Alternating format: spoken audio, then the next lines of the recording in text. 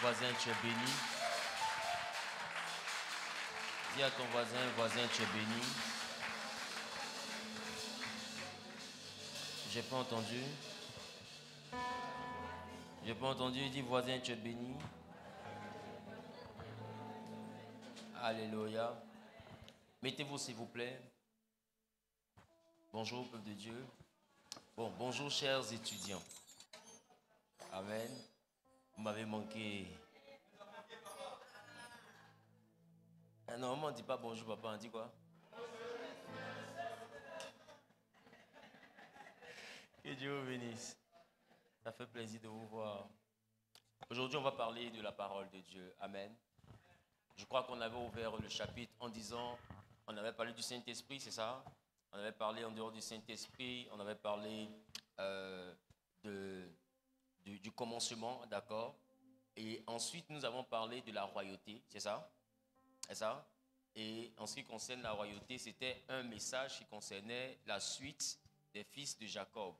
Donc, on a préféré poursuivre en même temps ce message. Aujourd'hui, je vais parler, on continue sur la parole de Dieu, d'accord? On a fait comprendre que la parole de Dieu était puissante. Qui se rappelle de cela? Elle était puissante, d'accord? Deuxième point que je vais traiter aujourd'hui, c'est que Dieu veille sur sa parole. Le point que je vais traiter aujourd'hui, c'est que Dieu veille sur sa parole. Vous devez réaliser que Dieu ne veille donc pas sur vos lamentations. Excusez-moi de vous le dire, mais Dieu ne tient pas compte de vos émotions. Je reprends. Dieu ne tient pas compte de vos émotions. Dieu ne tient pas compte de vos émotions. Il faut bien écrire. C'est pourquoi tu ne dois pas être un chrétien émotif. Il dit si ton bras est pour toi une occasion de chute, coupe. Vous savez, il y a des choses que l'émotion empêche de faire. Et lorsqu'il dit couper, ça ne veut pas dire qu'il faut te mutiler physiquement. Mais il parle de la capacité à sectionner ce qui pourrait être une pierre d'achoppement. Cela veut dire que tu dois être quelqu'un qui arrive à aller au-delà de ses émotions. Je ne sais pas si je parle à quelqu'un. À aller au-delà de ses émotions. On peut bouger le pot là. Il est magnifique, mais j'ai besoin de bien lire King's Church. Le pot, le truc de fleurs. Viens, on va mettre ça ici. Je crois au ministère de la personne qui a fait ça. C'est un très beau pot. Amen. Et dis avec moi, Dieu veille sur sa parole. Vous voyez? Donc, il est conscient de tout ce qui se passe sur la terre, mais Dieu ne tient pas compte de nos émotions. Première des choses sur laquelle Dieu s'appuie, c'est sa parole. Sa parole contient une deuxième chose que je vais te donner, c'est sa volonté. La volonté de Dieu inclut le plan de Dieu. Donc, ce qui ne relève pas du plan de Dieu, ce qui ne relève pas de la volonté de Dieu, Dieu n'en tient pas compte. Qui commence à te dire? La volonté de Dieu, c'est l'ensemble des choses que Dieu a désiré faire. L'ensemble des choses que Dieu a programmées. Amen. Et vous allez comprendre avec moi que toute la volonté de Dieu n'est pas écrite dans la parole. La parole ne contient pas toute la volonté de Dieu. C'est-à-dire, si moi aujourd'hui je suis pasteur par la volonté de Dieu. Mais nulle part dans un verset tu ne trouveras qu'il est écrit qu'en 2025, il y aurait un pasteur appelé Wilfried Zawi. Donc tu n'as pas besoin de fouiller dans la parole de Dieu pour trouver mon ministère, tu ne le trouveras pas. Qui commence à te le dire? Donc, toute la volonté de Dieu n'est pas incluse dans la parole de Dieu. Voilà pourquoi je te dis cela. Sinon, la parole de Dieu motive toute la volonté de Dieu. Elle devient donc le socle. La parole de Dieu devient la base. Parce qu'à partir de sa parole, je réalise que de la même manière que Dieu a suscité un homme appelé David, Dieu peut susciter un homme appelé Zawi. De la même manière que Dieu a parlé à Abraham, la parole me montre que Dieu peut parler aussi à quelqu'un. Qui commence à te le dire? En réalité, la parole de Dieu est un modèle qui nous permet de comprendre l'ensemble des choses que Dieu peut faire. Cependant, pour aller jusqu'à accomplir la volonté de Dieu, il ne te faut pas lire la parole, il te faut entendre Dieu. Parce qu'au-delà de la parole que j'ai lue, il m'a fallu entendre Dieu pour laisser tout ce que je faisais entre-temps pour m'adonner au ministère. C'est écrit dans aucun verset de Genèse jusqu'à Apocalypse que je devais laisser tout pour venir servir Dieu. Mais Dieu me l'a dit Et quand Dieu dit, la Bible dit, il confirme avec son esprit la parole de ses serviteurs. Donc ça veut dire que quand Dieu annonce des choses, son esprit vient confirmer. Même si j'avais des doutes jadis que je devais servir Dieu, est-ce que tu penses qu'aujourd'hui ces doutes-là existent encore dans mon cœur?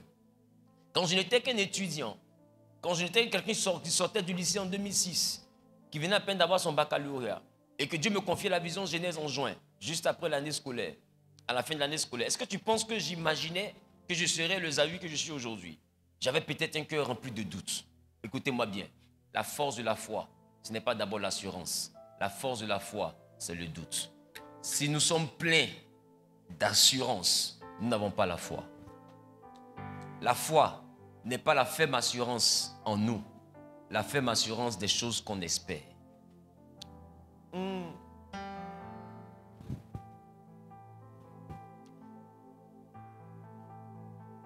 Parce qu'écoute-moi bien, s'il n'y a que l'assurance et qu'il n'y a pas le doute, c'est qu'il n'y a que la certitude, donc il n'y a pas besoin de foi.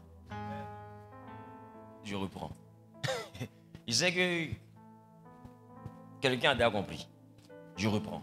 S'il n'y a que l'assurance et qu'il n'existe pas d'incertitude, alors on n'a pas besoin de foi. C'est parce que le cœur de l'homme vacille entre l'assurance et le doute que la foi existe. Donc un homme qui doute n'est pas un homme qui est faible. C'est un homme qui apprend à croire. Donc il ne faut pas avoir peur de tes doutes. Est-ce que ça peut marcher? Est-ce que ça peut marcher? Est-ce que Dieu est vraiment dedans? Est-ce qu'il n'est pas là? Nous tous, on s'est posé la question. Et même jusqu'à aujourd'hui, on se pose des questions. Je dois faire le programme là, le songe que j'ai eu là. Est-ce que c'est vraiment Dieu? Je vais chercher la confirmation. Sinon, écoute-moi bien. Si on ne marche que par l'assurance, pourquoi on cherche la confirmation? Si on ne marche que par l'assurance, pourquoi Dieu nous demande d'examiner? C'est-à-dire que Dieu nous demande de douter. Il dit n'ajoutez pas foi à tout esprit. C'est-à-dire que nous devons douter. On doit être capable de dire, est-ce que c'est vraiment Dieu? Qui comprend ce que je suis en train de dire? Parce que, laissez-moi vous dire, la question, le questionnement est la base du développement. Là où il n'y a pas de questionnement, il n'y a plus de développement. Je pense qu'en philosophie, on parle de l'esprit critique. Tant qu'il n'y a pas d'esprit critique, il n'y a plus d'ascension. Donc, il est important de savoir faire le juste milieu entre le doute et l'assurance. Cependant, il y a une dimension dans laquelle le doute n'a pas sa place. Le doute peut avoir sa place dans notre cœur pour savoir est-ce que ce qu'on a reçu vient de Dieu. Mais le doute ne vient pas de Dieu. Le doute, c'est de nous, notre côté. On se demande est-ce que ce qu'on a eu comme songe vient de Dieu? Parce que nous savons que nous sommes faillibles. Nous savons que nous sommes emprunts à beaucoup de fois de distractions. Nous savons qu'en tant qu'homme, on peut entendre des voix qui ne sont pas forcément les voix de Dieu. On peut même faire des rêves qui ne sont pas forcément la vision que Dieu nous donne. Donc c'est pour nous que nous doutons. Mais nous ne devons jamais douter de Dieu. Et le baromètre de Dieu, c'est sa parole. Qui commence à le dire? Donc la parole de Dieu est un élément sur lequel nous ne devons jamais, dis avec moi, jamais douter. Il dit ta parole est la vérité. Sanctifie-les par ta parole. Donc vous devez comprendre que la parole de Dieu, elle est immuable, elle est incontestable. Même quand la parole de Dieu va t'expliquer une histoire qui semble folle, il ne faut jamais douter. Quand la parole de Dieu te dit qu'il y avait un homme qui était pourri, qui s'appelait Lazare, qui est revenu à la vie, il ne faut jamais te dire comment ça a pu se faire. Ça s'est fait, point. Et ça, tu dois pas... Écoute, c'est ta foi qui est la ferme assurance des choses auxquelles tu espères. Ce n'est pas la foi en Dieu. Ta foi en Dieu doit être une assurance, quelque chose qui n'est même pas discutable. Quelque chose qui ne vacille pas. Dès l'instant qu'on dit que Dieu a dit, quand on dit, je ne parle pas de ton pasteur. Si moi je te dis Dieu a dit, il faut aller prier pour que Dieu te confirme. Parce que je ne suis pas le Saint-Esprit. Donc je n'ai pas la science infuse, je peux aussi me tromper. Je comprends? Maintenant si moi ton père spirituel te dit, il faut aller demander à Dieu. Donc si quelqu'un te parle dehors, la main c'est gâtée.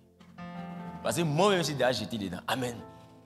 Je comprends? Donc n'ajoutez pas foi aux histoires de je vois, j'entends. S'il y a une chose qui est dangereuse, c'est l'annonciation du futur. Parce que le futur trace une voie. L'homme n'a pas une destinée, l'homme a des destinées. En fonction de l'orientation qu'on te donne, il y a un chemin qui s'ouvre. C'est pourquoi la destinée est un concept tellement complexe qu'il n'a pas en son sein qu'une seule donnée. Ce n'est pas forcément une affaire de je suis né, donc je vais à tel point. Non. D'aucun cas, ça serait le destin. Le destin est une fatalité, une chose inévitable. Mais la destinée est une chose modifiable, malléable et même évitable. Tu peux éviter ta destinée. Tu peux passer à côté de ta destinée. Qu'est-ce que je suis en train de dire? Donc, la parole de Dieu est donc l'élément sur lequel Dieu s'appuie. La Bible dit, il veille sur sa parole pour l'accomplir. Tu ne peux pas prier si tu ne connais pas la parole de Dieu. Il faut faire attention. Quand tu passes ton temps à prier, quand tu passes ton temps à jeûner sans connaître la parole de Dieu, tu fais du sport. Dieu ne veille pas sur tes problèmes. Arrêtez d'aller pleurer devant Dieu. Dieu ne veille pas sur tes problèmes. Dieu ne veille pas sur tes problèmes. Écoutez, dans le livre de 1 Samuel, la Bible dit que la parole de Dieu était... La parole de Dieu était... Dis-moi, la parole de Dieu était rare. Je n'ai pas entendu. Dis-moi, la parole de Dieu était rare. Cependant, amen, cependant, il y avait un désir, certainement de Dieu, parce que ceux qui servaient Dieu étaient l'objet de plusieurs critiques. La parole de Dieu était rare, cependant, vous allez comprendre avec moi que celle qui s'appelle Anne, lorsqu'elle va aller prier Dieu, elle va aller prier Dieu pour proposer à Dieu quelque chose qui était rare. Quand quelque chose est rare, ça ne veut pas dire que la chose n'existe pas. Ça veut dire que la chose existe. Ça veut dire que ça existe dans la parole de Dieu. Anne a déjà lu qu'il y a des prophètes. Maintenant, on ne voit aucun prophète. Les prophètes ne sont plus là. Et ceux qui sont là, sont en train de faire n'importe quoi. Alors Anne va prier pour que ce qu'elle a vu dans la parole revienne à la surface. Elle a proposé à Dieu de refaire ce qu'il avait déjà fait. Et c'était déjà écrit qu'il y avait un certain Moïse qui avait existé. Il y avait un certain Josué qui avait existé. Et Anne le savait. Il y avait les Gédéons, il y avait les Déborah. Il y avait, qui commence à dire? Il y avait déjà des hommes qui avaient existé comme les Abraham, à qui Dieu parlait. Et puisque désormais le peuple était dans une forme de désorientation, Dieu ne parlait plus. Anne, quand elle regarde les Écritures, elle voit qu'il y a quelque chose qui s'est déjà passé pour qu'on ait la voix de Dieu. Et c'était l'avènement des prophètes. Alors qu'est-ce qu'elle demande à Dieu? Un prophète.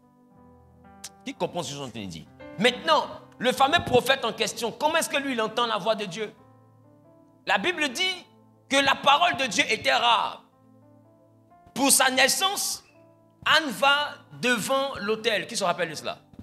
Mais bizarrement, le jeune Samuel, la Bible dit qu'il dormait où? Devant l'arche. Maintenant, l'arche, ça comportait quoi? L'arche avait la manne, on se comprend, et la parole, c'est-à-dire les tablettes de la loi. Et les tablettes de la loi étaient dans l'arche. Et Samuel dormait devant l'arche. Même si la parole de Dieu était rare, mais il y avait quand même ce qui était écrit. Samuel est devenu l'un des plus grands prophètes parce qu'il dormait devant la parole. Si tu ne dors pas devant la parole, tu ne seras pas un grand chrétien. Il y a une dimension que Dieu n'atteindra pas avec toi si tu ne dors pas devant la parole.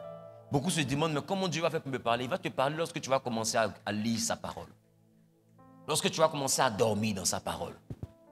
Et la Bible déclare qu'il s'est tellement couché. Là, un jour, il entend Samuel, Samuel. C'est la parole devant laquelle il dormait, là, a fini par l'appeler. C'est ce qu'on appelle l'esprit de la lettre. Il était couché devant la lettre. Et il a fini par atteindre l'esprit de la lettre. Alors la Bible dit, la lettre tue. On va lire. Je ne connais pas bien la Bible. Excusez-moi si je demande à ce qu'on puisse chercher. C'est ça? Tu connais mieux que moi de toutes les façons. C'est ça? Et Dieu. 2 Corinthiens, le chapitre 3, le verset 6. La Bible dit... Qu'est-ce que la Bible dit? Allons-y. Il nous a aussi rendus capables d'être ministres d'une nouvelle alliance. Oui. Non de la lettre, mais de l'esprit.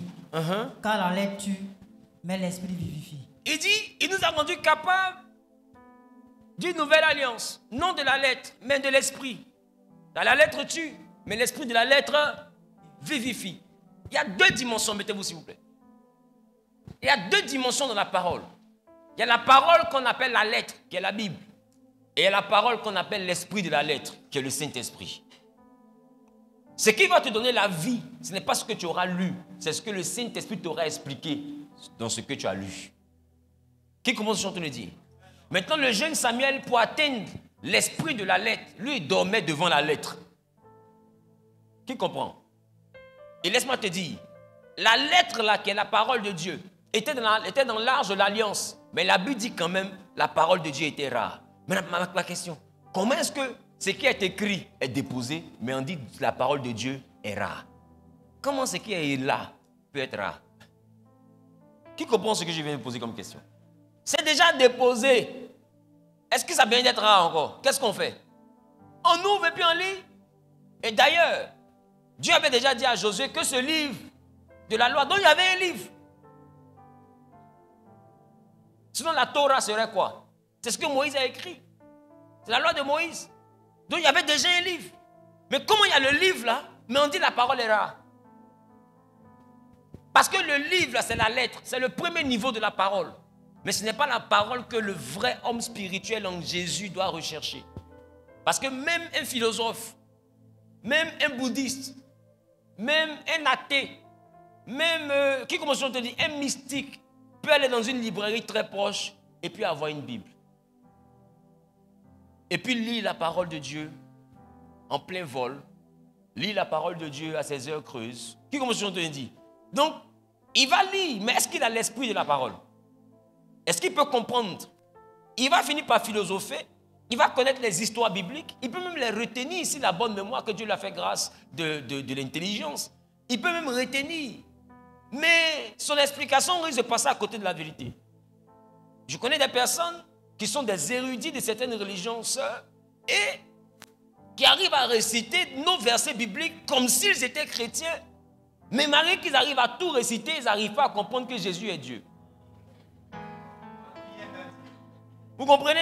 Parce qu'ils ont la lettre, mais ils n'ont pas l'esprit de la lettre. Je parle à quelqu'un. Donc ça veut dire que le fait de connaître ce qui est écrit ne fait pas de toi quelqu'un qui sait ce qui est écrit. Ce qui est écrit là, tu le sauras lorsque celui qui a écrit là va venir t'expliquer. Son nom, c'est le Saint-Esprit. C'est lui qu'on appelle l'esprit de la lettre. Voilà pourquoi la lettre était là, mais on dit la parole était rare. Ce qu'on recherche n'est pas une Bible. Ce qu'on recherche, c'est la voix de Dieu qu'on appelle la parole. Au commencement était la parole. La parole n'était pas un livre. La parole était une voix. Quand Adam a entendu Dieu dans le jardin, est-ce que c'était un livre qu'il lisait? Quand Adam a dit à Dieu, j'ai entendu quoi? Ta voix qui parcourait le jardin et je me suis caché. Quand Abraham a entendu Dieu, est-ce que c'était un livre qu'il lisait? Quand Noé a fait l'arche de l'alliance, est-ce que c'était un livre qu'on lui a dit de faire? C'était la parole de Dieu qui lui avait demandé de faire. Non, la parole de Dieu a existé avant que la parole de Dieu n'existe. Je reprends. Donnez-moi une Bible. Donnez-moi une Bible. S'il vous plaît. La parole de Dieu a existé avant que la parole de Dieu n'existe. C'est-à-dire la voix de Dieu, c'est ça la parole de Dieu. Et c'est l'ensemble de ce que les gens ont entendu là, qu'ils ont écrit. Donc ce qui est écrit est différent de ce qui est entendu. Et celui qui a été entendu et qui a permis d'écrire ces différents livres là, il continue à parler jusqu'aujourd'hui. Et c'est parce qu'il parle que moi j'ai pu savoir que je suis fait pour être un pasteur. Qui commence à le dire? Parce qu'il parle. Donc tu dois comprendre que lorsque tu lis la parole écrite, c'est pour pouvoir aboutir à la parole parlée. Il faut que la parole te parle. Parce que la parole, là, ce n'est pas un livre. La parole, c'est une personne. Voilà pourquoi la Bible, la parole a été faite chair. La parole a été faite chair. Je ne sais pas si je parle à quelqu'un. Parce que la parole est une personne. On dit qu'elle a vécu parmi nous. Allons dans le livre de Jean, s'il vous plaît. Jean chapitre 1er.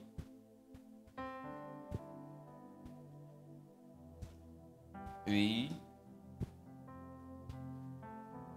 Verset 14. Jean chapitre 1er, le verset 14.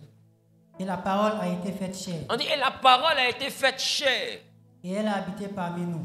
Et elle a habité parmi nous. Pleine de grâce et de vérité. pleine de grâce et de vérité. Et nous avons contemplé sa gloire. Nous avons donc contemplé sa gloire. Une gloire comme la gloire du Fils unique. Une gloire comme la gloire du Fils unique venu du Père. Et qui est le Fils unique qui est venu du Père? Et il est en même temps qui? La parole. Et la parole s'est faite. Et on l'a vu comme étant qui? Comme étant Jésus, c'est ça? Qui est le Fils de qui? De Dieu, c'est ça?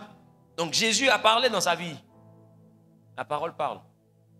En réalité, celui qui t'explique la parole, c'est Jésus. Quand tu lis ce qui est écrit, ça doit te conduire à la voix de Jésus. Jésus doit commencer à te parler. Si Jésus ne t'a jamais parlé, il y a un problème. Quand on dit le Saint-Esprit me parle, en réalité, ce n'est pas le Saint-Esprit, c'est Jésus. Parce que le Saint-Esprit, c'est l'Esprit de Jésus. Il est Jésus, Jésus est l'Esprit, les deux sont un. Qui commence toujours à te le dire? En réalité, c'est Jésus qui parle. Tout ce qu'on dit, non, Dieu m'a dit, non, c'est Jésus qui parle. Dieu ne t'a pas parlé. Parce que la parole, c'est quelqu'un, c'est Jésus. Donc, tu ne peux pas être chrétien puis Jésus ne t'a jamais parlé. Voilà pourquoi il a dit, mes brebis entendent ma voix. Il n'a pas dit, mes brebis lisent les livres. Et c'est pour ne même pas qu'on puisse se fier à ce qui est écrit que Jésus n'a rien écrit. Les seules choses qu'il a eu écrit dans sa vie, il a écrit ça sur le sable. Pour que ça s'efface. Parce que Jésus n'est pas un livre. Jésus est une personne.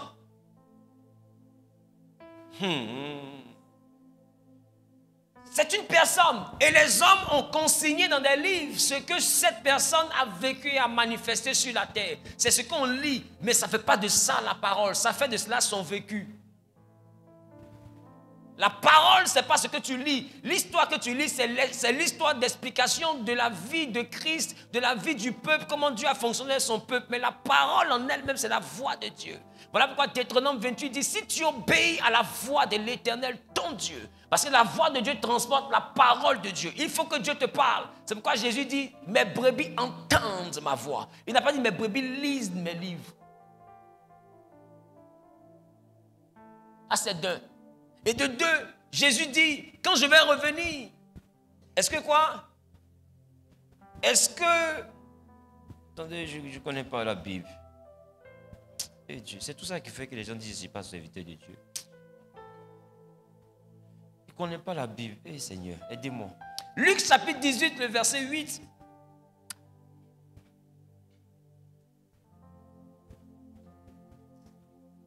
« 19. Non, c'est ça. Qu'est-ce que j'ai dit? Luc chapitre 18, le verset 8. Excuse-moi, s'il te plaît, papa. Luc chapitre 18, le verset 8. Je vous le dis, il leur fera promptement justice. Mais quand le Fils de l'homme viendra, trouvera-t-il foi sur la terre? Il dit, quand le Fils de l'homme viendra, est-ce qu'il trouvera la foi sur la terre? Vous savez pourquoi Jésus pose la question? Est-ce que vous savez pourquoi? Qui veut que je lui explique? Laisse-moi te dire. Jésus est en train de dire une chose. Il dit, il leur fera profondément justice. Mais quand le Fils de l'homme viendra, c'est comme moi, Jésus, je reviendrai. Est-ce que je vais trouver la foi sur la terre? Laisse-moi te dire, la foi n'est pas dans la lecture. La foi est dans la voix. Voilà pourquoi la Bible dit ceci, et je veux que tu puisses le lire. Dans le livre de Romains, chapitre 10, le verset 17, l'apôtre Paul a bien résumé la foi. L'apôtre Paul a bien résumé la foi. Romains chapitre 10, le verset 17. Oui. Ainsi la foi vient de ce qu'on entend. L'apôtre Paul dit, la foi vient de ce qu'on entend. Et ce qu'on entend vient de la parole de Christ. Et ce qu'on entend vient de la parole de Christ. Donc quand je vous dis que Dieu parle, là, je vous dis qui parle? C'est Christ qui parle. Et la Bible dit, la foi vient de ce qu'on entend. Paul n'a pas dit, la foi vient de ce qu'on lit. Donc, ce que tu lis là, c'est l'histoire. Mais ce n'est pas la parole. Mais cette histoire doit te rapprocher de la parole. Voilà pourquoi on dit la lettre tue. Parce que la lettre qui est écrite là, elle n'est pas la parole. Mais derrière elle, il y a la parole de Christ. Et la parole de Christ, elle ne se lit pas, elle s'entend. Et il dit, la foi vient de ce qu'on entend. Voilà pourquoi Jésus dit, quand je vais venir, est-ce que je vais trouver la foi? Parce qu'il est sûr qu'il risque de ne pas trouver des gens qui vont l'entendre, mais il va trouver des lecteurs. Parce que la foi, Paul l'a résumé, il dit, elle vient de ce qu'on entend. Si tu n'entends pas que tu connais la Bible, tu n'as pas la foi. La foi ne vient pas de ce que tu as lu. Non, j'ai lu la parole de Dieu et puis je crois à ça. Non, la foi vient de ce que tu entends. Quand tu as lu, qu'as-tu entendu? Pendant que tu as lu la Bible, la parole écrite, la lettre, qu'est-ce que tu as entendu? Si tu n'as rien entendu, alors tu ne peux avoir la foi. Parce que la Bible, la foi vient de ce qu'on entend. Si tu lis que tu n'entends pas, tu n'as pas la foi. Voilà pourquoi d'autres ont lu, ils n'ont rien entendu. Ils disent Jésus n'est pas Dieu. Parce qu'il faut entendre pour croire que Jésus est Dieu. Si tu n'as pas entendu, tu ne peux pas. Tu vas fouiller dans les versets pour expliquer qui est son oncle. C'est pourquoi il y a des débats, comment je fais peur à quelqu'un. La foi ne vient pas de ce que tu vas entendre de Zaï. La foi vient de ce que tu vas entendre de Dieu. Si Dieu n'a pas voulu te révéler que Jésus est Dieu, c'est moi qui vais t'expliquer. C'est un appel.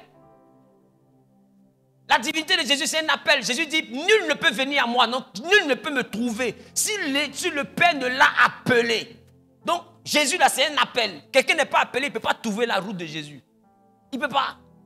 Regarde son histoire, une histoire bizarre. Numéro 1, vierge, enceinte. D'abord, ce n'est pas ça le numéro 1. Numéro 1, un ange qui apparaît. Numéro 2, vierge, enceinte. Hein? C'est quoi ça? Numéro 3, une vie bizarre. À 12 ans, il confond des vieux qui ont étudié la parole depuis combien d'années? Numéro 4, il vient, il marche sur l'eau, il ressuscite des morts. Ça, on dit non, ils sont frais. Ils viennent à peine de mourir. Non, peut-être que c'était le coma. D'accord, il cherche un pourri. Il ressuscite le pourri. C'est-à-dire que, parce qu'au début, on peut dire c'est les micmacs. Tu peux payer quelqu'un pour faire semblant de mourir, mais tu peux payer quelqu'un pour faire semblant de pourrir. Qui comprend ce qu'ils sont en train de dire? Si c'était limité seulement qu'à des gens qui viennent de mourir, mais parce que dans nos morgues, on a souvent vu des gens se réveiller. Ils n'étaient pas morts. Mais ils ont constaté comme une cessation de vie déposée là-bas avant formol. Ouh, il s'est réveillé. Donc on peut dire Jésus a payé des gens pour faire semblant de mourir. Mais quand on dit il sent déjà, est-ce que tu peux payer quelqu'un pour faire semblant de sentir? Quand on dit il sent, on ne parle pas, il ne s'est pas lavé. On dit il est en train de pourrir. C'est ce que ça signifie. Donc Jésus a ressuscité un pourri. Mais un gars comme ça, et d'ailleurs, pour compléter le tout, lui-même il est mort, il s'est réveillé. Bon. Regardez, c'est une suite de choses insolites. Des choses, normalement, qu'un intellectuel ne peut pas admettre. Ça veut dire que si tu n'as pas entendu la voix, qui est la véritable parole de Dieu, Dieu veille sur sa parole pour l'accomplir. Voilà pourquoi il dit, je ne suis pas un homme pour mentir, ni un fils d'homme pour repentir. Il dit, ce que j'ai dit, ma main l'accomplit. Il n'a pas dit ce que j'ai écrit. C'est ce que Dieu t'a dit qu'il accomplit, c'est pas ce que tu as lu.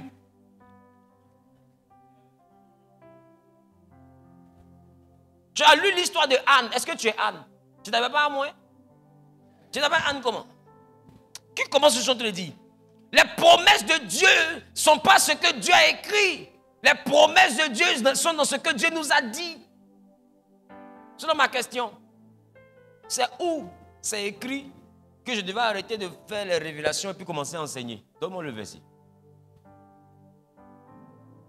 Mais j'avais reçu ce don spirituel-là. Je me concentrais à chercher à guérir les gens, à chercher à donner les révélations.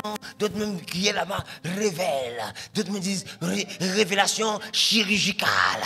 Hey. Oui. Il y a un autre le fils là. Il dit précision onomastique. C'est-à-dire que comment il dit ça comme ça, je me sens Élie. Si tu me poses la question, c'est moi Moïse. Mais je faisais tout ça là, mais rien. Ma question, est-ce que je ne prêchais pas la Bible? Est-ce que je ne priais pas le Dieu de la Bible? Mais je ne pouvais pas monter. Mon ministère ne bougeait pas. Et je me demandais à Dieu, mais Seigneur, mais pourquoi? Et il me dit, tu prêches, d'accord. Tu fais les guérisons, d'accord. Mais ton domaine, ce n'est pas les guérisons sur lesquelles tu t'accentues. Parce que moi, je me suis dit, ça c'est spectaculaire, les gens vont aimer. Est-ce que Dieu élève par rapport à ce que les gens doivent aimer? Dieu élève par rapport à ce qu'il t'a demandé de faire. Ne cherche pas à impressionner, cherche à obéir. On se comprend? Et ne cherche pas à impressionner, cherche à obéir. Dieu ira loin avec toi. Je te vois tout à l'heure. Écoutez. Et il m'a dit ceci.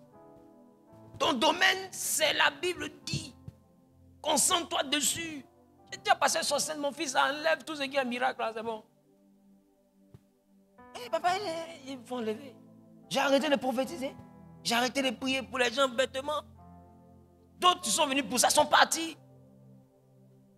L'église s'est vidée. J'ai arrêté. Qu'est-ce que ça n'a pas créé comme incertitude dans mon cœur? Est-ce que c'était vraiment Dieu? Est-ce que c'était pas vraiment Dieu? Est-ce que ceci? Est-ce que cela? Et puis un matin, tu entends, bim! Vous pensez que cette bénédiction-là vient d'où? Elle ne vient pas de ce que j'ai lu, elle vient de ce que j'ai entendu. C'est-à-dire que je faisais l'œuvre de Dieu, mais si je n'avais pas, s'il ne m'avait pas arrêté en me parlant, j'allais servir Dieu sans réussir ma vie. Le plus important n'est pas ce que tu lis, c'est ce que Dieu t'a dit. Il a dit ce que lui, sa bouche a dit. Est-ce que quand la bouche dit une chose, là, c'est écrit? Tu as déjà pris ta bouche pour écrire. Je dis que comment je suis en train de dire? Et ce que lui, sa bouche a dit. La Bible dit que Moïse est descendu de la montagne avec les tablettes de Dieu écrites par le doigt de Dieu. Donc, quand Dieu a écrit là, on a précisé que c'était son doigt. Donc, Dieu a doigt. Mais il dit, ce n'est pas ce que mon doigt a écrit. C'est ce que ma bouche a dit.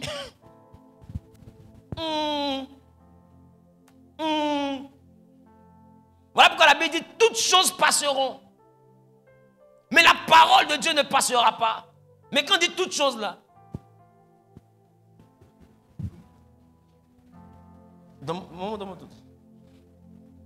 toutes choses passeront. Moïse nous a dit qu'on doit respecter les 10 commandements afin de plaire au Dieu d'Abraham. Et les gens se sont fatigués à respecter les 10 commandements. Quand ils ne respectent pas, on te lapide. À défaut, on te brûle, on te chasse, on t'excommunie. Peu importe, on te fait un truc. Et ils ont attrapé une dame et puis on dit, Moïse dit comme ça, on doit la lapider. Mais ce qu'ils oublient, c'est que ce que Moïse a dit, il a dit à partir d'une chose. C'est pourquoi, pour montrer à Moïse que ça allait se détruire, Dieu a pris sa parole qu'il a écrite sur une chose. Dès l'instant que la parole touche une chose, elle passera. Tout ce qui est une chose va passer. Mais la parole qui est la voix de Dieu, elle ne passe pas. Voilà pourquoi ils ont lu la parole de Dieu. Et ils sont arrivés à Jésus pour dire, Moïse a dit sur la parole de Dieu que voici une femme comme ça, on doit la lapider. Et Jésus, la Bible dit que pendant qu'il parlait de Moïse, puisque Moïse avait mis une parole, il avait dit plutôt une parole qui était sur une chose, qui était un bloc de pierre. Jésus ne peut donc pas faire passer la chose sans réécrire. Pendant qu'eux, ils ont lu quelque chose qui était sur un bloc de pierre, Jésus va prendre son doigt, parce qu'on a dit écrit par le doigt. On n'a pas dit écrit par la voix. Donc Jésus tait sa voix et il prend son doigt, parce que Moïse n'a pas dit, Moïse a lu. Donc si Jésus veut contredire ce qu'on a lu, il faut qu'il aille lire. Donc ce n'est pas la voix de Dieu, c'était l'écrit de Dieu. Non, la loi de Moïse n'est pas la voix de Dieu, ce sont les écrits de Dieu. Alors puisqu'on parle à Jésus de quelque chose qui a été écrit et que tout ce qui est une chose passera, mais la parole ne passera pas, alors Jésus d'abord va contredire la chose en écrivant sur du sable. Pourquoi le sable? Je pense qu'à l'école on a vu une chose. On a vu que le sable provient de la dégradation de la roche-mère. C'est-à-dire que quand le caillou, le rocher se dégrade, il devient le sable. C'est quoi la dégradation? L'altération, le vieillissement, la destruction de la roche-mère. C'est-à-dire que là où Dieu a écrit, là, quand ça se détruit, là, ça devient le sable. Voilà pourquoi Jésus a écrit sur du sable. Pour leur dire, Moïse vous a dit, mais pour lui là c'est détruit. Et comme c'est détruit, moi maintenant je vous dis que celui qui n'a jamais péché lance la première pierre. Vous devez comprendre la parole. La parole. Et si les gens n'entendent pas la parole, ils ne sont pas des chrétiens, ils ne sont pas des hommes de foi, ils sont des religieux. celui qui lit la Bible est lié à la Bible, mais celui qui entend Dieu est lié à la foi.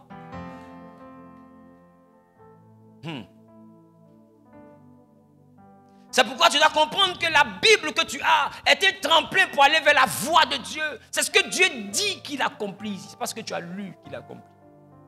Parce que tu peux lire une histoire, mais ce n'est pas à toi qu'il parle.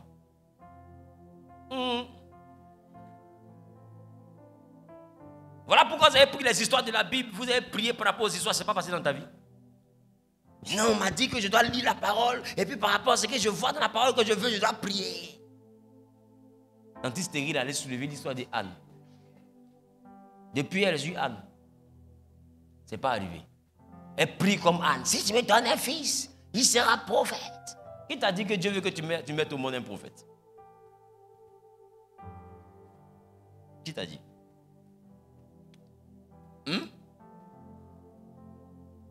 Qui t'a dit? Et d'ailleurs,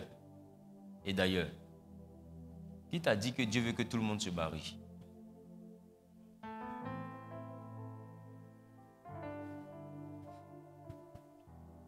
Si le mariage permet à tout le monde de réussir sa vie, pourquoi Paul a réussi sa vie?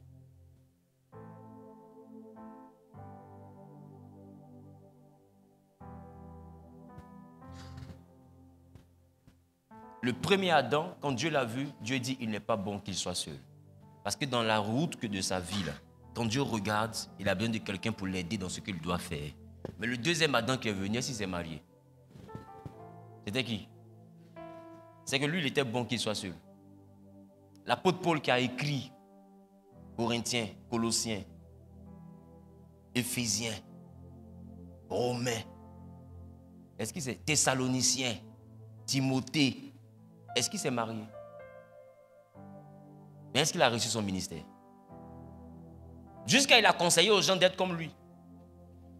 Il dit c'est à cause de lui. Paul a prêché et quand il a parlé, c'était comme s'il parlait contre le mariage. Il dit le mariage, là, ça t'envoie à ne pas servir Dieu totalement.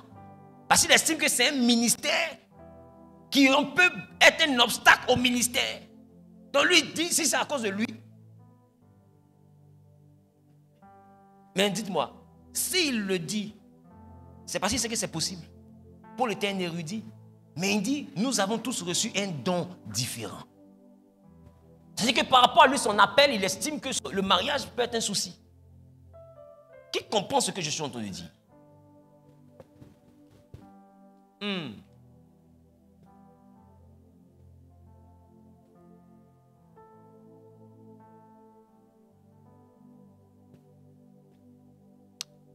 Maintenant, Jésus qui n'a pas eu femme, a eu des enfants. Est-ce que tu peux comprendre que la famille n'est pas toujours ce que tu as engendré par tes reins. La famille est aussi ce que tu as engendré par ton esprit. Jésus, c'était une mentalité. Donc, il n'a pas peinturé pour avoir enfant. Il a développé une idéologie. Et tous ceux qui ont intégré cette idéologie sont devenus ses enfants. Aujourd'hui, regarde comment ses enfants sont nombreux. Quelqu'un qui ne s'est même pas marié. Et regarde, à cause de lui, on a même régné nos propres parents. On ne participe plus aux fêtes des générations. On ne participe plus aux fétiches de famille. On dit rentrez dans la forêt. On dit on ne rentre pas. On dit venez déshabillez-vous, on vous déchirez. On dit on ne fait pas. Pourquoi? Parce que Jésus dit il ne faut pas faire. Mais qui est Jésus, ce monsieur-là? Il est où? Non, il est en haut. C'est-à-dire à cause de quelqu'un qu'on n'a jamais vu, on désobéit à des gens qu'on a toujours vus. Oh, il ne s'était pas marié. Et on est venu par révélation pour dire l'église est l'épouse de Christ. Donc c'est comme si nous sommes sa femme. Ça c'est les explications. De terre à terre, il ne s'est pas marié. Ça c'est la révélation. Je suis libre d'accepter. Comme de ne pas accepter. Qui comprend ce que je suis en train de dire? Mais de façon terre à terre. S'est-il marié? Non. Vous devez comprendre. Vous devez comprendre. La Bible dit Elkana aimait Anne, que l'Éternel avait rendu stérile. Il y a des gens que Dieu peut...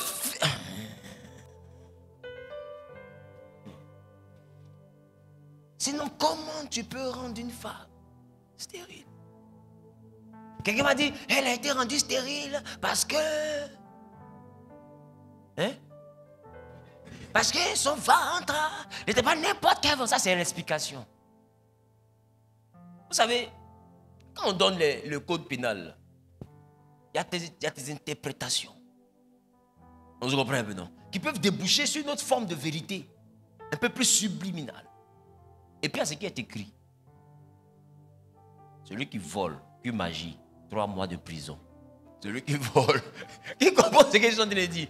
Voilà. Celui qui a tué, son délit là, ça part de tel nombre de mois à tel nombre d'années. Si on doit faire suicide, c'est tel nombre de temps de suicide. Tout est écrit, c'est un code.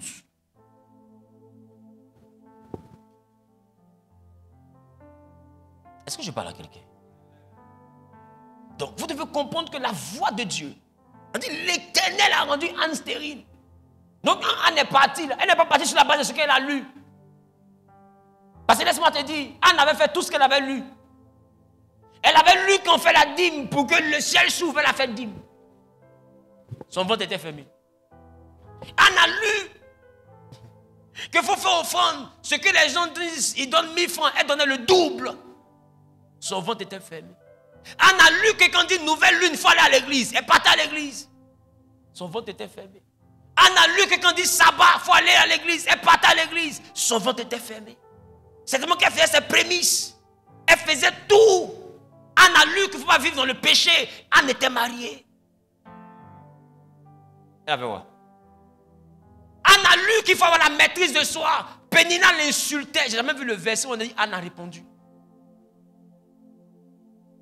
Donc en termes de comportement, Anne était un exemple. Mais la Bible dit Dieu a fermé ses entrailles.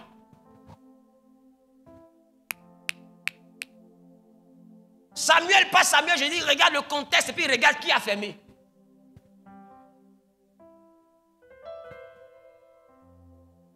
Est-ce que je parle à quelqu'un? Dieu a fermé ses entrailles parce que ce que Dieu voulait faire d'elle n'était pas écrit. Et Anne était concentrée sur tout ce qui était écrit. Elle pratiquait tout ce qui était écrit. Mais nulle part c'était écrit que Dieu avait besoin de son ventre pour enfanter un prophète. Ce n'était pas écrit. À un moment donné, Anne va dépasser Élie. Pourquoi elle dépasse Élie le sacrificateur? Parce que Élie le sacrificateur est le prédicateur de ce qui est écrit. Et elle estime que ce monsieur m'a trop menti. Il m'a dit, si jamais tu fais offrande sacrificielle, ton ventre va s'ouvrir. J'ai fait, va au moins. Si jamais tu jeûnes, ton ventre va s'ouvrir. Va au moins. On m'a insulté, j'ai voulu gifler la petite fille. Il dit, si tu te calmes, Dieu va faire ton palabre. Je me suis calmé. Rien. Qui commence à te dire? Tout ce que Élie lui a proposé comme solution, le gars là, c'est un braqueur, c'est un menteur. Elle a commencé à en vouloir, monsieur. Anne dépasse Élie. Oh, c'est son église. Quand ton fidèle vient vite, te dépasse. C'est pourquoi des fois il y a des enfants spirituels qui se révoltent contre leur père. Papa ne veut pas prier pour moi vraiment. Il n'ouvre pas son cœur pour prier pour moi vraiment. C'est pourquoi ça ne marche pas. Il ne prend pas mon enfant au sérieux. Écoute-moi bien. Cette révolte, elle est biblique. C'est la révolte d'Anne. Il y a des fois ton pasteur ne fait rien pour toi parce que ton pasteur ne peut rien faire pour toi. Tu dois le dépasser. Tu dois rentrer dans l'église et puis le dépasser. C'est-à-dire voir ton père spirituel, Zayu, tu le dépasses et puis tu dis, papa, tu prêches, je suis d'accord, tu es un bon prédicateur, mais j'ai plus besoin de toi, j'ai besoin de Dieu. Et puis tu le dépasses et puis tu t'en vas voir Dieu pour dire, Seigneur, Il faut apprendre à dépasser ton prédicateur. Parce que lui te prêche ce qui est écrit, or de fois ta solution n'est pas écrite. Elle a appliqué tout ce qui était écrit, mais rien. Elle a dépassé celui qui lit ce qui est écrit là. Jusqu'à lui-même, il la regarde prier et puis dit la femme l'a saoulée. C'est-à-dire, il faut envoyer ton père spirituel à te regarder puis te demander, mais cet enfant-là, qu'est-ce qui commence à lui arriver? Cette maman qui était une maman bien, mais elle a quel problème? Toujours elle est couchée, elle est en train de prier, on lui parle, elle ne répond pas. Et Élie parle à sa fille, elle ne parle pas. Et puis il voit ses lèvres bouger. Il dit, mais si tu es saoulé, va ailleurs. Elle dit, non, ne dis pas ça. Ne parle pas comme ça à ta servante. C'est l'amertume de mon cœur qui me fait parler comme ça. C'est façon, il dit que oui, je suis arrivé, je ne veux plus qu'un homme m'écoute.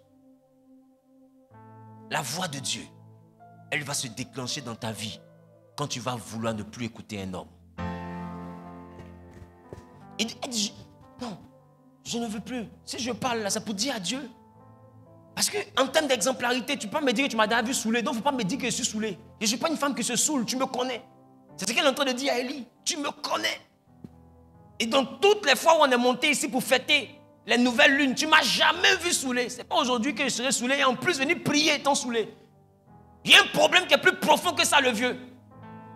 Il y a un problème. On vient en prêche, on vient en prie, on fait tout. On fait possession de nouveaux mois, tout. Mais si tu sais que ça fait 4 mois, je n'ai pas payé de loyer. Est-ce que de cette façon, je suis belle, bien habillée là, c'est que la foi. J'ai crédit, on me poursuit. Tu dis saison. Bon, c'est saison pluvieuse. Il pleut sur moi. C'est gâté. Quand on quitte ici, je ne sais même pas ce qu'on risque de manger. Mais je suis en train de servir Dieu. Andy, elle a dépassé le monsieur qui lui prêche là. Elle dit, moi, elle voit Dieu lui-même. Essayez de regarder le monsieur là. Il n'a plus venu ici. Parce que tout ce que j'ai fait là, je n'ai rien vu. Mais Anne était convaincue d'une chose. Là où il y avait le monsieur, là, il y avait aussi le Dieu du monsieur. Elle dit, si lui ne peut rien faire pour moi, je vais voir son Dieu. Au moins son Dieu sait.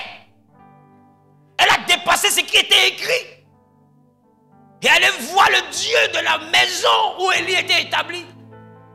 Et la Bible dit, elle a fait un deal avec lui. Il est temps que tu fasses un deal avec Dieu. Il faut que Dieu te parle. Il faut que tu déclenches une forme de vie chrétienne qui est excessive. Une dimension où même ton pasteur va s'inquiéter à la maison. Tes enfants doivent s'inquiéter. Ta maman doit s'inquiéter. Mais comment il prie là? Qu'est-ce qui se passe? C'est quel mouvement de réveil ça? Il faut déclencher un réveil de prière qui va étonner les gens. Parce que Élie pose la question parce qu'il n'a jamais vu Anne monter dans ce level de prière. Il n'a jamais vu ça. Parce qu'elle sait ce qu'elle cherche. Je vous dis toujours, celui qui porte son caleçon déchiré là, ou son pantalon déchiré, c'est lui qui sait vers où le vent le souffle. Aucun pasteur ne comprend ta vie.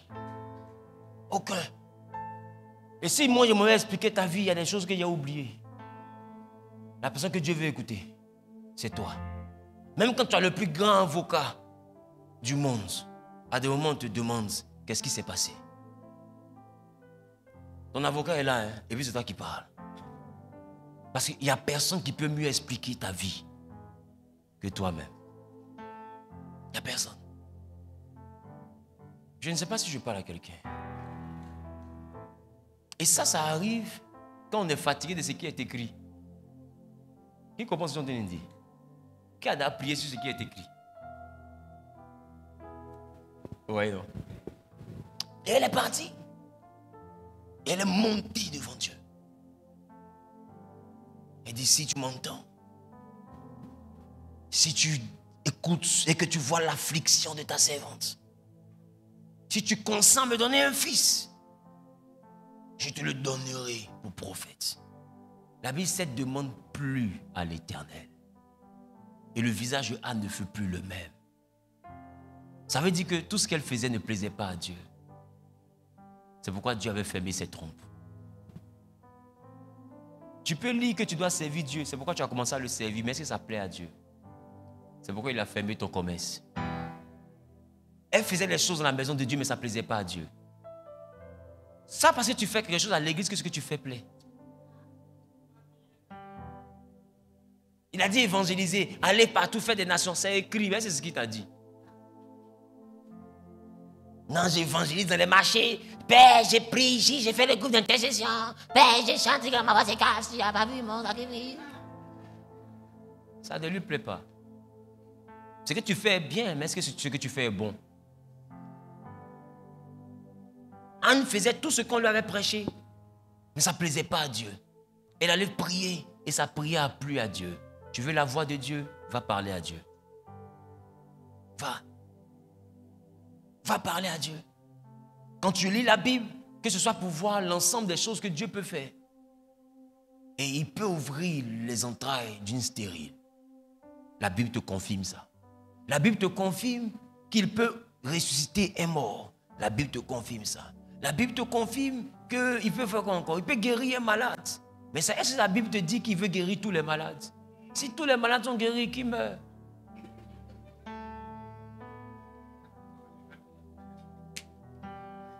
Et des fois on a mal, sinon pourquoi tu n'as pas guéri? Est-ce qu'on aura place sur la terre si tout le monde est guéri? Toi-même, tu peux avoir un endroit où marcher. Imagine-toi, depuis sans mourir, tout le monde vit. On fait comment? On a fait tout. Rien même nous, on est né hier, seulement là, à jamais est rempli. Tu n'as pas vu ça? Imagine les hommes depuis Adam jusqu'à aujourd'hui, si tout le monde était là. Même la terre allait s'effondrer. Tout le monde en est lourd. C'est pas possible. Il faut bien que ces événements arrivent. Mais on a l'impression que nous savons un Dieu pour ne plus mourir, pour ne plus tomber malade. Non, on est un Dieu pour faire sa volonté. Et de faire sa volonté, c'est la mort. Quand c'est le temps de mourir, tais-toi. Meurs.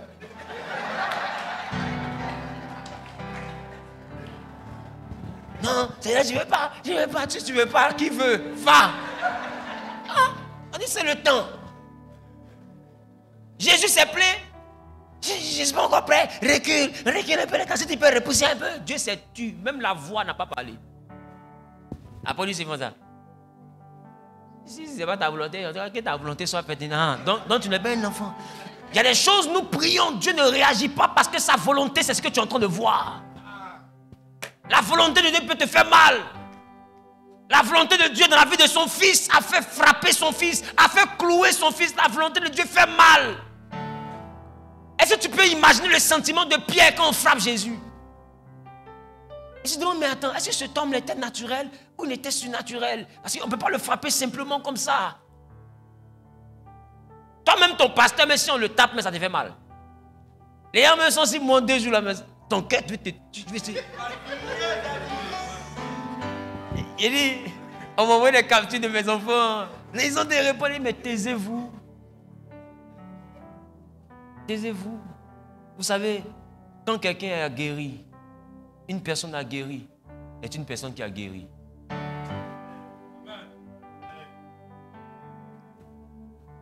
Ne me défendez pas, ce n'est pas vous qui m'avez appelé. Voilà. Vous là, croyez en moi. C'est tout ce qu'on vous demande. Si tu as prié que Dieu t'a dit que je suis son serviteur, toi crois, ne me défends pas. Tu ne peux pas me défendre. Ne lave pas mon image. Ton savon ne peut pas laver. La Bible, celui que lui l'appelle, c'est lui qui le justifie, ce n'est pas ses fidèles. Arrêtez de faire des palabres sur les réseaux, arrêtez de crier aux gens pour contester, non, pas parler par ça. Dis à ton voisin, stop it. Dis à ton voisin, stop it. Arrête ça. Ne réponds pas. Jésus dit, ils ont dit de moi que je suis Belzébul. Est-ce que tu as vu, Jésus fait une prédication spéciale, je ne suis pas Belzébul, c'est le thème. Ah! Attends, les gens sont libres de dire. Tu dis tu es de Dieu, et quelqu'un peut dire tu n'es pas de Dieu, mais c'est tu es dans sa tête. Tu es responsable de ce que tu as entendu avec Dieu. Tu n'es pas responsable de ce en quoi lui croit. Ah! Arrêtez, ce sont des combats inutiles. Ne me défendez pas. Ne faites plus ça. Ignorez-les. Et puis si ce qu'ils ont dit vous convainc, partez. Mais si tu as prié que ça ne t'a pas convaincu, reste et puis tais-toi. C'est tout. C'est tout. Jésus a perdu 58 fidèles. Ils étaient 70. À cause d'une prédication, comme pour moi. Lui, pour lui, il dit, vous ne pouvez pas aller au ciel si vous ne mangez pas ma chair et si vous ne buvez pas mon sang. La Bible, ça choquait tout le monde. Il veut nous donner sa chair. Il veut nous donner son sang. Le monsieur veut faire de nous des cannibales. La Bible dit, à cause de ce message, 58 l'ont quitté. Ils disent, non, on ne peut pas écouter un homme comme ça. Un homme qui dit on doit manger sa chair, on doit boire son sang. On ne peut pas. Et il restait 12. Et il demande aux 12, et vous ne partez pas? Et Pierre dit, à qui irons-nous? Tu as les paroles de la vie. Maintenant, écoutez-moi bien. Quand ils sont restés et qu'ils ne sont plus partis, à la Pâque, Jésus les a fait asseoir. Et puis il a déchiré du pain. Il dit, mangez. Ceci est mon corps. Après, il donne du vin. Il dit, buvez. Ceci est mon sang. Comment tu allais expliquer à ceux qui ont fui que la chair, c'était du pain? Il a dit que...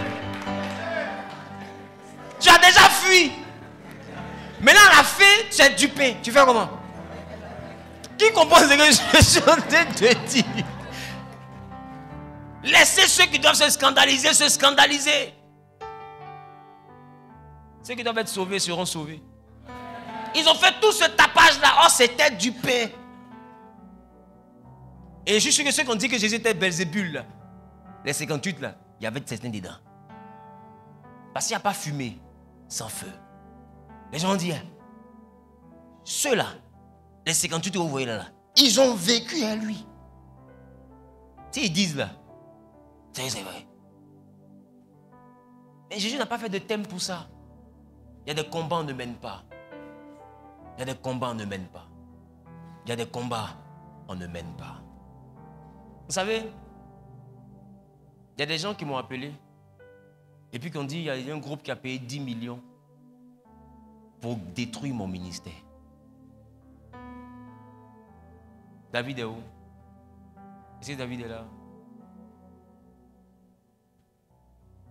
Et qu'il y a des hommes de Dieu dedans, ils auraient réussi déjà 3 500 000. J'ai les enregistrements.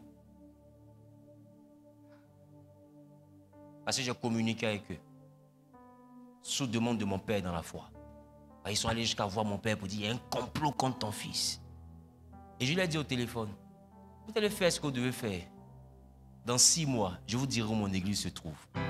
Dans 1 an, je vous dirai où mon église se trouve. Ils m'ont dit, toi, lève-toi, tu étais là quand ça a commencé.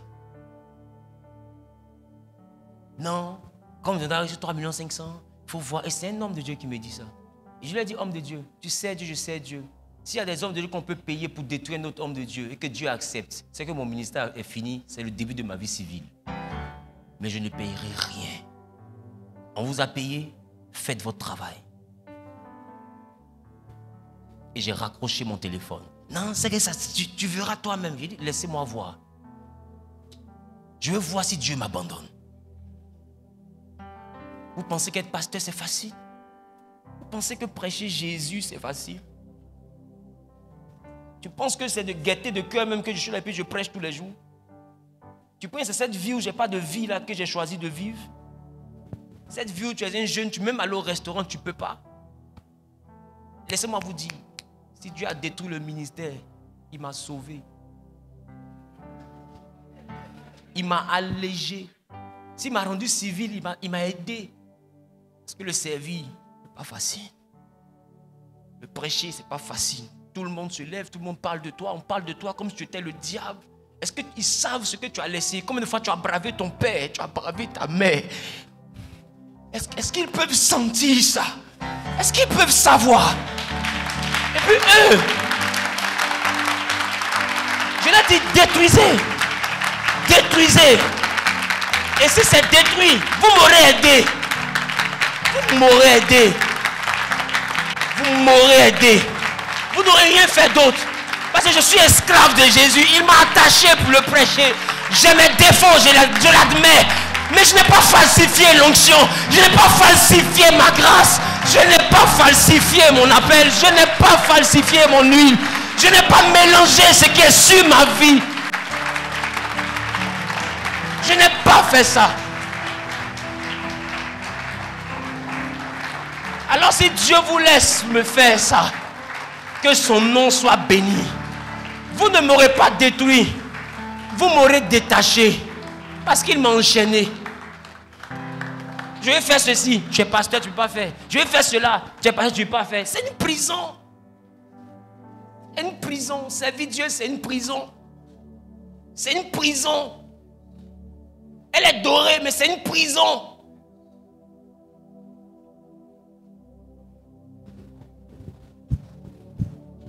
C'est pourquoi je vous dis la voix de Dieu. La voix de Dieu. On va vous envoyer à attraper Dieu. Tenez-le. Même quand le monde se lèvera contre vous. Et nous sommes dans un siècle où des pasteurs sont payés par des hommes pour détruire des pasteurs. Et bizarrement, celui qu'on veut détruire, c'est lui qui est le sorcier. Regardez-moi cette vérité qui est dite par des menteurs. C'est-à-dire que moi qui ne suis pas de Dieu, je ne fais rien contre vous, mais vous qui êtes de Dieu, On vous paye pour venir contre moi. C'est-à-dire que ce n'est même pas Dieu qui t'a révélé, c'est on t'a payé. C'est triste. C'est pourquoi je dis, ne me défendez pas. Laissez Dieu trancher. Parce que c'est qu'ils ne savent pas. En 2014, j'ai failli laisser le ministère parce que c'était trop dur. Parce que les gens me demandent comment je peux prier et puis 5 paralytiques sans que je prie pour eux, se lèvent et puis marchent. Ils ont commencé à dire j'ai fait des fétiches. J'ai dit c'est ça là ton œuvre là. Je m'en vais aux États-Unis. Vous ne savez pas, depuis que je vous dis, je dis, servir Dieu n'est pas mon métier de rêve. Aidez-moi seulement. C'est-à-dire, aidez-moi à aller vers la sortie. Vous êtes en train de m'aider. Parce que pour moi, quand on a dit la chrétienté, puis il y avait des frères, on n'avait pas dit que mes frères étaient des diables. Parce que ce n'est pas de cette église-là que j'ai rêvé. Ce n'est pas de cette famille-là que j'ai rêvé. Une famille où tu pries pour des gens et puis ils se retournent contre toi. Où tu aimes des gens et ils se retournent contre toi. Où tu perds quelqu'un, tu pleures et on dit tu l'as tué. C'est quoi cette famille? Vos pères qui sont morts chez vous, c'est moi qui les ai tués. Pourquoi? Quand on est pasteur, on ne paie pas fidèle. Torpillez, je ne répondrai rien. Détruisez ce qui reste là. S'il ne reste plus rien, je dis Seigneur, ça veut dire que tu m'avais appelé de 2016 à 2025. Que ton nom soit béni. Et je recommence ma vie civile. Je vous le dis, je guette Dieu pour ça. Je lui ai dit, si c'est ça ta volonté, j'arrête de te servir. Tu ne peux pas me prendre du néant. Un enfant qui a dit, je ne veux pas te servir. Tu m'obliges à te servir pour qu'on m'humilie. Je ne peux pas accepter ça. Je vais devenir chrétien. Maintenant, vous qui êtes le bon pasteur, là, prêchez à l'Afrique. Prêchez. Parce que moi, j'aurais échoué selon vous. Les gens sont méchants. Cherchez la voix de Dieu. Cherchez la voix de Dieu. C'est elle seule qui peut vous aider. Que Dieu vous bénisse.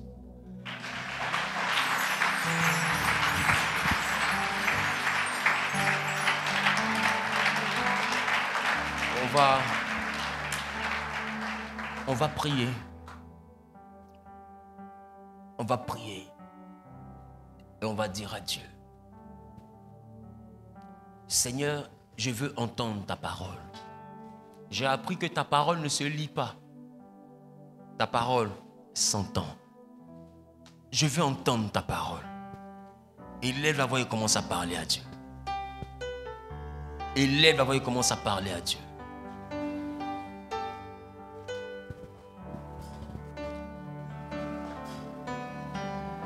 Parle à Dieu.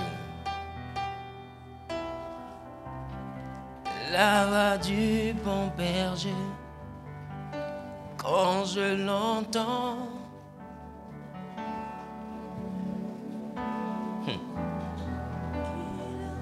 il a payé pour ma liberté. Quand je t'ouvre mon cœur, je te vois, Seigneur. Quand je t'ouvre mon cœur, je t'entends me parler. Et ta loi dans mon cœur toujours demeure. Et ta vie à chaque heure coule comme un torrent. Coule, coule.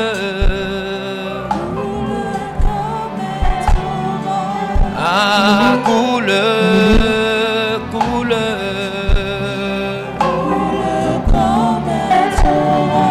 Ah, coule, coule.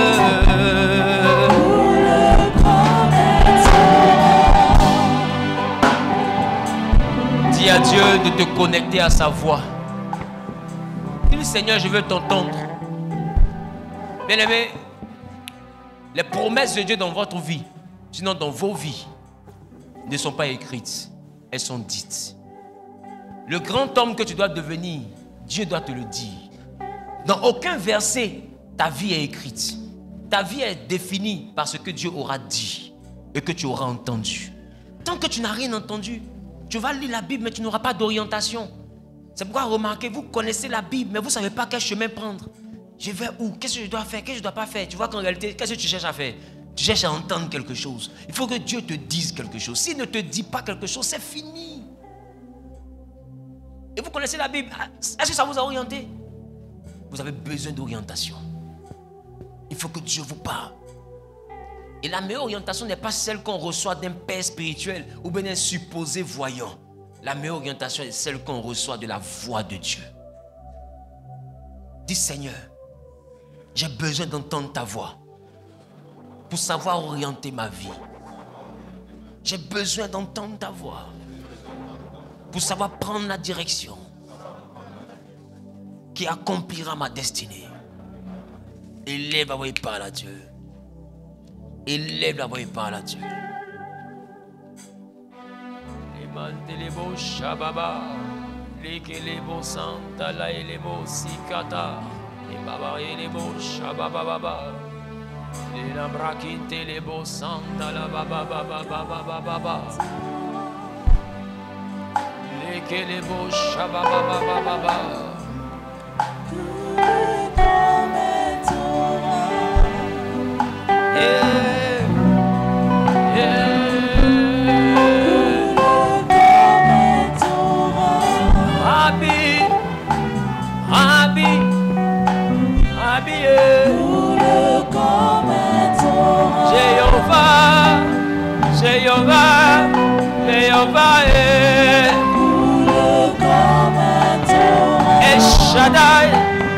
El Shaddai, ta vie en moi, coule comme un torrent.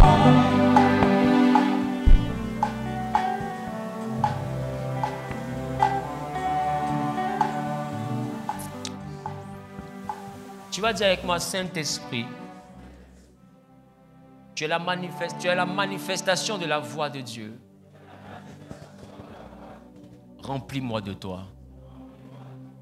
Et donne-moi accès à toi. Comme tu as accès à moi. Je veux avoir accès à toi. Ne me cache pas ta face. Parakletos. C'est toi qui as été promis. Ne me cache pas ta face. J'ai besoin de toi. Viens dans ma vie. Tu es le consolateur. Tu es l'avocat. Tu es le défenseur. Tu es le protecteur. Tu es le panneau indicateur. Viens dans ma vie pour que je sache où aller. Pour que je sache quoi faire. Pour que je sache que dire. Père, ne me cache pas ta face. Moi, Wilfried, j'ai besoin de toi. Ma maison a besoin de toi. Mes enfants ont besoin de toi. Mes affaires ont besoin de toi. Mes finances ont besoin de toi. Mon foyer a besoin de toi. Je n'ai nul autre que toi. Viens dans ma vie. Ne me cache pas ta face. Élève la voix et parle à Dieu. Demande le Saint-Esprit. La Bible dit, le Père donnera l'Esprit à ceux qui lui demandent. Demande le Saint-Esprit. Demande le Saint-Esprit. Demande le Saint-Esprit. Demande le Saint-Esprit. Demande le Saint-Esprit.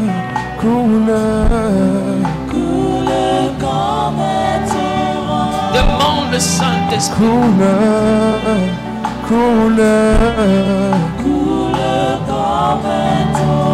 Et la maman et les boss.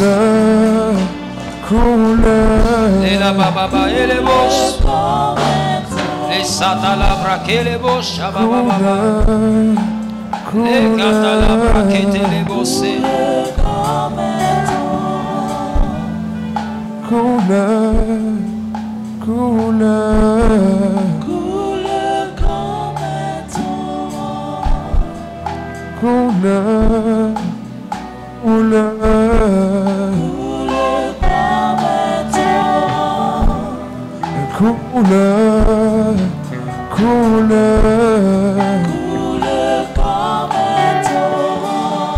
Parle à Dieu, parle à Dieu. Demande le Saint-Esprit.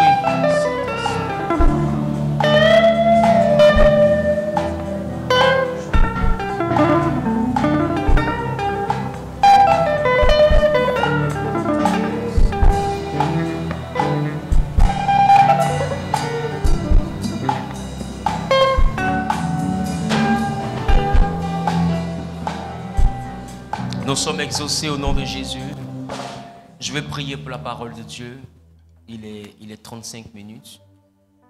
Tu veux saisir la parole de Dieu. Je veux prier pour toi afin que l'Éternel te donne accès à sa voix. Ceux qui veulent saisir la parole viendront faire leurs offrandes et pourront se rasseoir. Tandis que ceux qui en plus de cela veulent honorer leurs dîmes, leurs prémices ou je ne sais quelle autre action resteront devant comme nous avons l'habitude de faire. Et après cela, je vais prier en même temps pour la fin. Je rappelle qu'à partir de demain, à partir de mardi plutôt, nous avons la prière de possession du mois. D'accord? Donc on va faire nos 3 jours de jeûne à fruits. Donc mardi, mercredi et jeudi. Amen. Dis avec moi mardi, mercredi et jeudi. Nous voyons ici durant les 3 soirs, c'est la prière de possession du mois d'avril. Le mois d'avril est un mois très spécifique, très particulier, très significatif dans la vie du chrétien. C'est le mois de la Pâque, c'est le mois de la résurrection. C'est un mois de chamboulement, c'est un mois où on bascule de l'obscurité à la lumière. C'est un mois de manifestation de grâce, de faveur et de gloire. Amen. Donc, il est important que tu participes à ce jeûne. C'est un jeûne à fruits, d'accord? On peut manger, on peut boire à toutes les heures de la journée. Sinon, durant les 3 jours, mais on ne prend rien de cuit au feu. On a l'habitude de faire ça. Si on doit prendre du pain, on prend du pain sans levain. Le pain plat, là, quand on prend le pain des Libanais, le pain qui prennent faire des shawarma, les choses comme ça. Donc, c'est ce pain-là que nous allons utiliser si on devra manger. Peu importe l'heure de la journée, tu peux manger ce pain. Amen. Tu peux boire de l'eau, tu peux boire des jus, mais pas ce qui est passé par le feu. D'accord? Quelque chose de naturel. Considère que tu es dans la forêt, tu as pris quelque chose que tu as fait. Amen. Et Dieu vous bénisse. D'accord, que Dieu vous bénisse. Et puis, l'information que je voulais donner encore, parce que je vais prier pour la fin en même temps, le dimanche d'après, c'est le dimanche 4. Donc, ce sera le dimanche où on va beaucoup plus prier par rapport à la possession du mois. Je rappelle que pendant les 3 jours, on est ici à partir de 18h30. D'accord? Il n'y aura pas de direct, histoire de permettre à chacun de pouvoir se déplacer. En dehors de Genesis Online, il n'y aura pas de direct. Parce que venir dans la maison de Dieu, c'est un exercice qui est important spirituellement. Amen. C'est un exercice qui est très important. Je vais prendre le temps un jour de vous expliquer pourquoi, mais c'est très important spirituellement. C'est une action de foi. La Bible dit la foi sans les œuvres est morte. Et l'un des éléments de la foi, ce sont les actions. De déplacer, c'est une action. Amen. C'est très important. Voilà pourquoi le peuple partait à Shiloh, il partait dans la présence de Dieu et il glorifiait Dieu. Amen. Le lundi, ça veut dire du lundi 5, d'accord, jusqu'au samedi 10. Cette semaine-là, nous aurons cours et formation tous les soirs pour terminer notre module de formation. Vous convenez avec moi qu'on est passé par Judas, on a quand même perdu beaucoup de temps. Qui se rappelle de cela? Voilà, donc on aura une semaine du 5, ça veut dire le lundi, ce n'est pas demain, le lundi d'après, le lundi de la semaine d'après. Donc le lundi 5, j'étais en mai. Donc, lundi 7 mai. Voilà, donc du lundi 7 mai au samedi 12.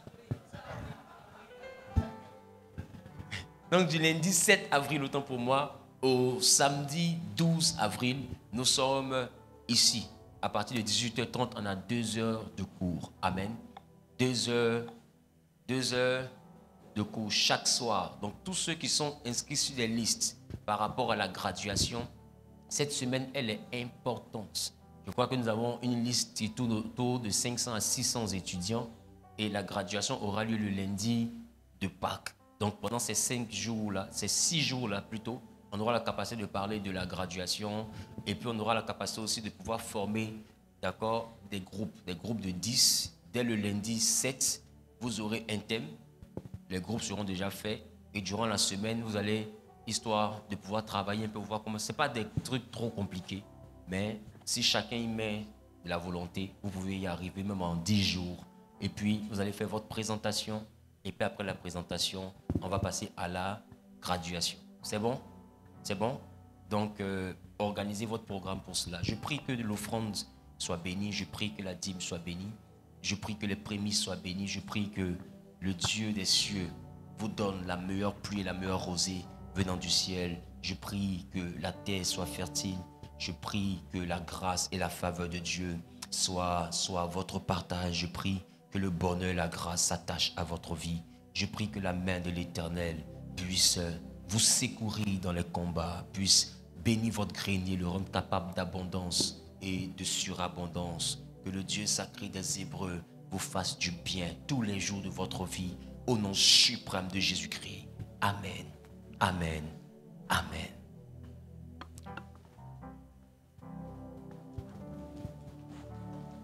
Donc, ce sont des programmes qui sont ouverts. On a déjà la liste des personnes qui devront avoir accès à la graduation, mais ça reste des programmes qui sont ouverts. Je rappelle que les responsables des hommes, des femmes et des jeunes, ces 3 responsables-là devront s'assurer à ce que durant ces 6 jours, que les étudiants de leur groupe ne soient pas absents. C'est vrai qu'il y aura des personnes certainement étrangères à la classe qui viendront parce que ce sera un programme ouvert.